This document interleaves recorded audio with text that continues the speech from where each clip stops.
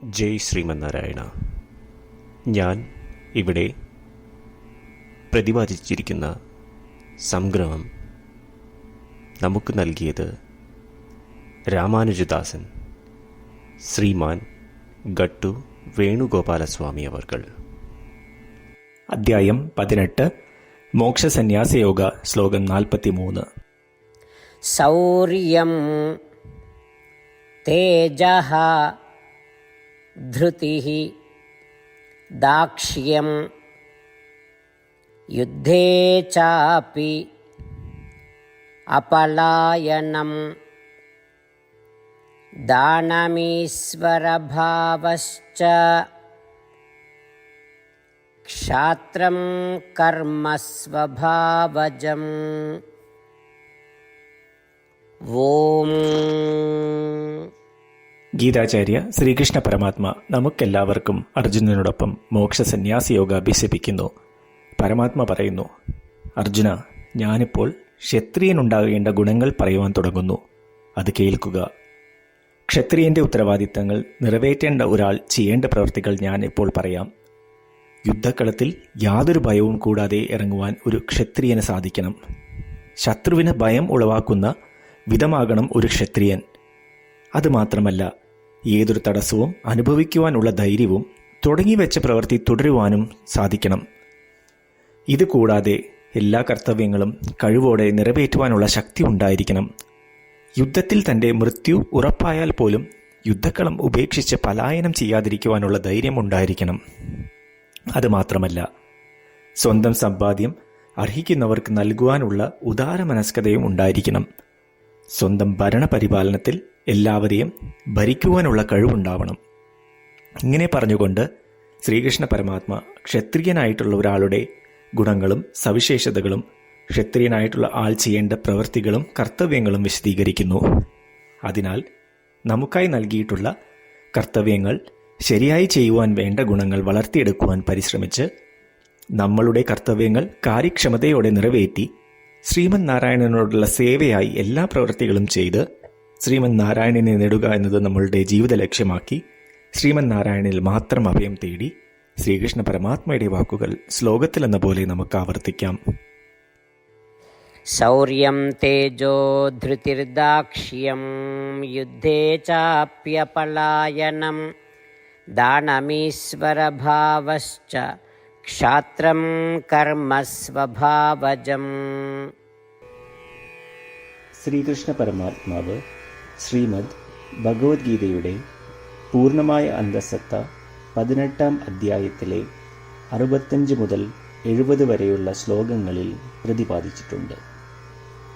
അതിലെ 8 ഉപദേശങ്ങൾ അനുഷ്ഠിക്കുന്നതിനായി ഭഗവാൻ ഉപദേശം നൽകിയിട്ടുണ്ട്. ശ്രീകൃഷ്ണ ഭഗവാൻ പറയുന്നു, ഈ 8 ഉപദേശങ്ങൾ അനുസരിക്കുന്നവരെ ഞാൻ സ്നേഹിക്കും. ഈ ഭക്തന്മാരെ ഞാൻ എല്ലാവിധത്തിലും സംരക്ഷിക്കും. ശ്രീകൃഷ്ണ പരമാത്മാവിൻ്റെ ഗീതോപദേശം ശ്രവിച്ച ശേഷം അർജുനൻ കരിഷ്യേ വചനം തവ, അതായത് കൃഷ്ണ, അങ്ങയുടെ ഉപദേശം പ്രകാരം ഞാൻ പ്രവർത്തിച്ചു കൊള്ളാം എന്ന് പറയുന്നു. അതുകൊണ്ട് ശ്രീകൃഷ്ണൻ അർജുനന് എല്ലാവിധ വിജയങ്ങളും ഫലപ്രാപ്തികളും നൽകി അനുഗ്രഹിച്ചു. ഈ 8 ഉപദേശങ്ങൾ നമ്മൾ പാലിച്ചു കൊള്ളാം എന്ന് പരമാത്മാവിനോട് നമുക്കും പ്രതിജ്ഞ ചെയ്യാം. ഒരു പൂജയും തപസ്സും യാഗവും പരമാത്മാവിന് കൊടുക്കുന്ന ഈ പ്രതിജ്ഞയേക്കാൾ വലുതല്ല. നമ്മൾ നടപ്പിലാക്കേണ്ട 8 പ്രതിജ്ഞകൾ ഞാൻ പറയാം. ഇവ നിങ്ങളുടെ മനസ്സിലും ഹൃദയത്തിലും എപ്പോഴും ഓർക്കണം. ഇപ്രകാരം ചെയ്യാം എന്ന് നമ്മൾ ശ്രീകൃഷ്ണ ഭഗവാന് വാക്ക് കൊടുക്കുമ്പോൾ ഭഗവാന്റെ മുഖം സന്തോഷത്താൽ പ്രകാശിക്കുന്നത് നമുക്ക് ദൃശ്യവൽക്കരിക്കാം. ജയ് ശ്രീമന്നാരായണ. ഇവയാണ് നമ്മളുടെ 8 പ്രതിജ്ഞകൾ. ഓ ശ്രീമന്നാരായണ, അവിടുന്ന് ഉപദേശിച്ച പ്രകാരം ഞാൻ എപ്പോഴും അങ്ങയെ ഓർക്കുകയും ധ്യാനിക്കുകയും ചെയ്യും. ഓ ശ്രീമന്നാരായണ, അവിടുന്ന് നിർദ്ദേശിച്ച പോലെ ഞാൻ എന്നും അങ്ങയുടെ വിശ്വസ്തനായ അനുയായി ആയിരിക്കും. ഓ ശ്രീമന്നാരായണ, അങ്ങയുടെ സേവനത്തിനും സംതൃപ്തിക്കും വേണ്ടി ഞാൻ എൻ്റെ എല്ലാ പ്രവൃത്തികളും ചെയ്തു കൊള്ളാം. ഓ ശ്രീമന്നാരായണ, അങ്ങ് നിർദ്ദേശിച്ച പോലെ എനിക്ക് ഞാൻ അങ്ങയുടേതാണെന്ന് പൂർണ്ണ വിശ്വാസമുണ്ട്. ഞാൻ എപ്പോഴും എൻ്റെ കൈകൾ രണ്ടും ചേർത്ത് അങ്ങയെ നമസ്കരിക്കുകയും ആരാധിക്കുകയും ചെയ്തു കൊള്ളാം. ഓ ശ്രീമന്നാരായണ, മാം ഏകം ശരണം വ്രജ എന്ന് അങ്ങേക്ക് മാത്രം എന്നെ സമർപ്പിക്കുവാൻ പറഞ്ഞത് ഞാൻ ഓർക്കുന്നു. ശ്രീമന്നാരായണ, ഞാൻ എന്നെ അങ്ങേക്ക് മാത്രം സമർപ്പിക്കുന്നു.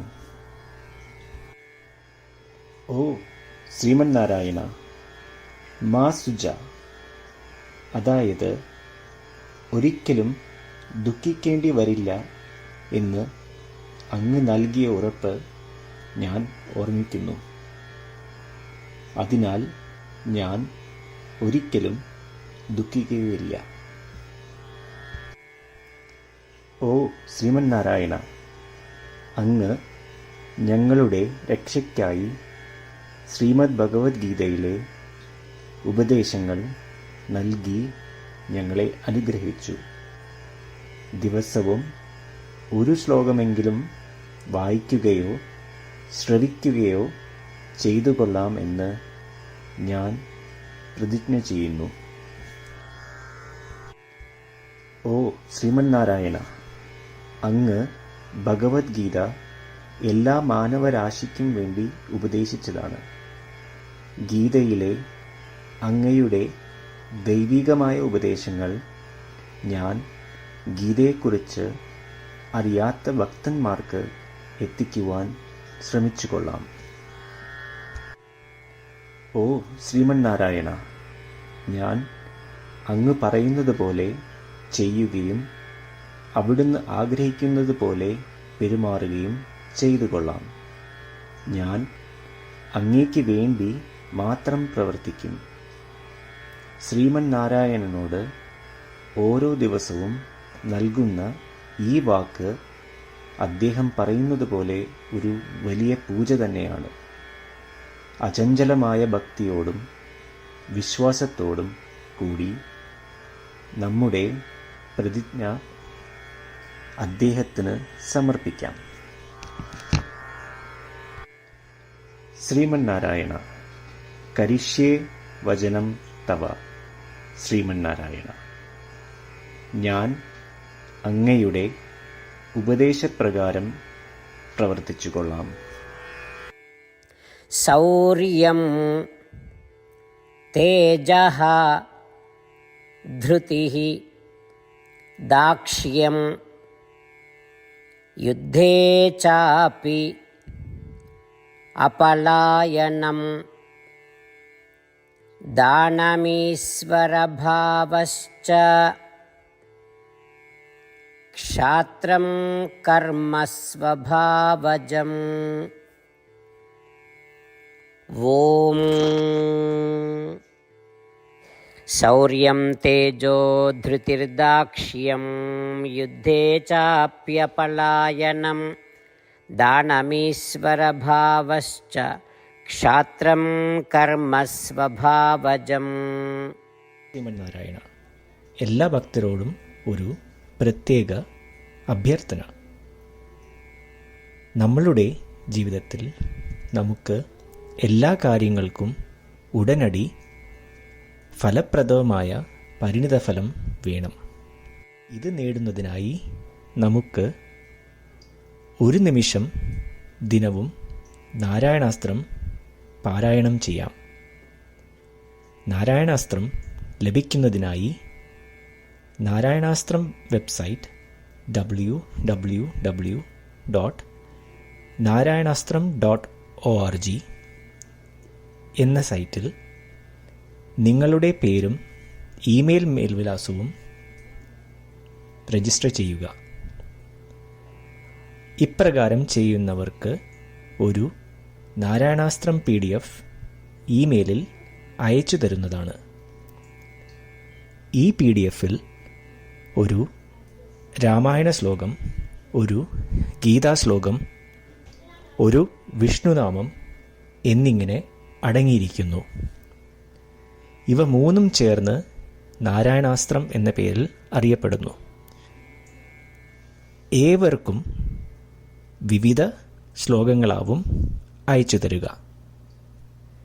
24,000 ഭക്തരോടൊപ്പം ഏവരും തൻ്റെ നാരായണാസ്ത്രം ദിനവും വായിക്കുകയോ ശ്രവിക്കുകയോ ചെയ്യുമ്പോൾ ഒരു സമ്പൂർണ്ണ രാമായണ പാരായണം, 33 ശ്രീമദ് ഭഗവത്ഗീത പാരായണവും 24 ശ്രീ വിഷ്ണു സഹസ്രനാമ സ്തോത്ര പാരായണവും പൂർത്തീകരിക്കപ്പെടും.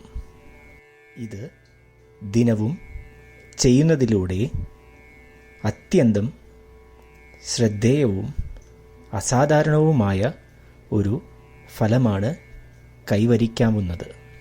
ഇതുകൊണ്ട് താങ്കളും താങ്കളുടെ കുടുംബാംഗങ്ങളും ഉടൻ തന്നെ പോയി തങ്ങളുടെ നാരായണാസ്ത്രം കൈപ്പറ്റേണ്ടതാണ്.